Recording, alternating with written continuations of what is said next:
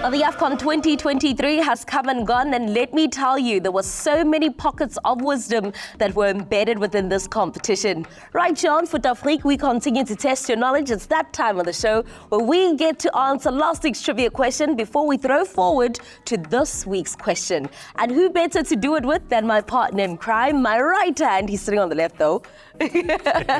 Nothing without you, Pride Mofokeng. Yeah, last week was an interesting one, because you remember, we were just thinking and say, which question do you want to ask? You actually asked it on the spot. Hey, can you just ask something? So you got one last week. So it was, Cote d'Ivoire just won the Afcon as the host nation. But the question last week was, which was the last nation who hosted a tournament to win it, and what year that was? Right. So those are the questions from last week. So the answer is Egypt, 2006, when they won. They were the last host nation to win the Afcon tournament. Cote d'Ivoire just joined the team. All right? Now let's fast forward to this week. Okay. This week gets No, wait. So that's the answer for last week's trivia that's the answer question. for last week's question. Yeah. Congratulations to you if you got it. It was Egypt, 2006. Yeah. You are right. It is indeed. So we move on to this week. Now we are saying Cote d'Ivoire, as we all know, on Sunday won the Afcon tournament on home soil.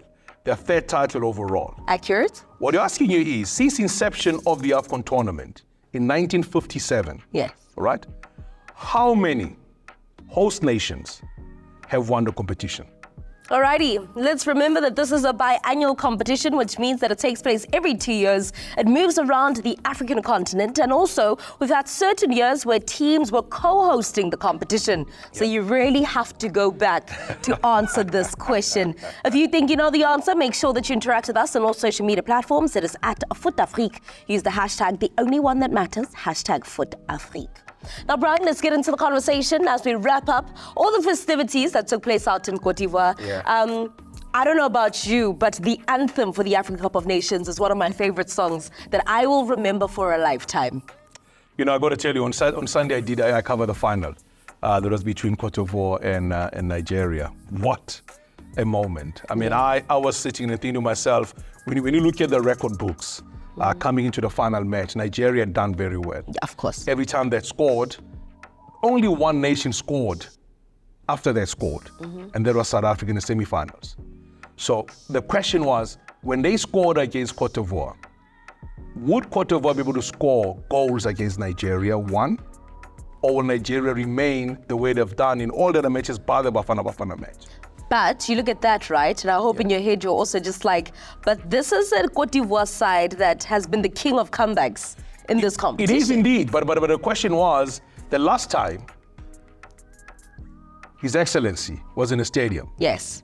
That is the president of Cote d'Ivoire. Yes. President Alassane Ouattara was in a stadium. They played against Nigeria.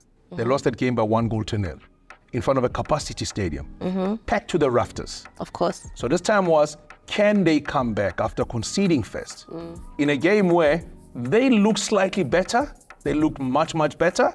In fact, if you look at the overall stat, Nigeria only had 5 shots in that game, where they had 5 clear-cut opportunities to try and score goals, something they've never done since 2010. So they literally were thwarted. They were unable to break and do what they always have been doing in the competition.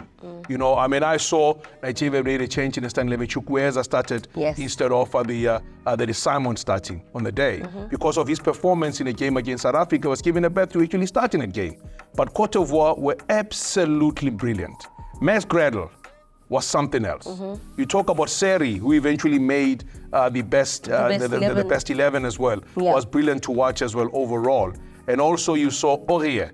Aurier was a leader. I mean, he was the Serge Aurier from the minute he started all the way to the end, led the team, such aplomb, absolutely brilliant for Cote d'Ivoire overall. But also it was good for me.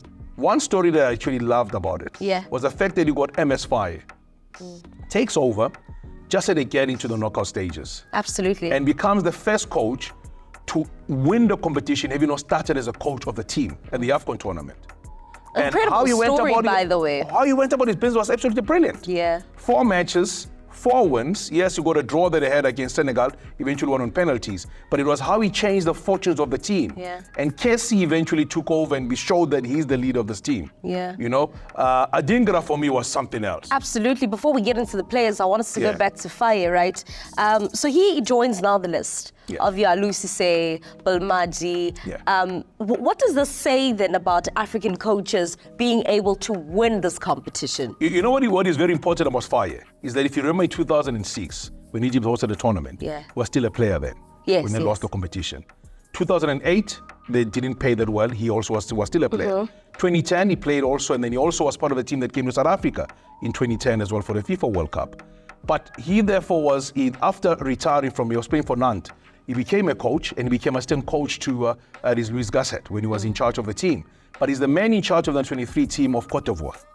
When you look at that they entrusted him with this position to say, you know what, we're firewater a coach, you must take over the stars. There's galaxy of stars, remember. Absolutely. Your Hanas of this world in Yes. this team, you have your Kessies. There are so many players who actually don't play within the country. Exactly, so you need to start coaching these players who have achieved probably way more than you have achieved as a player.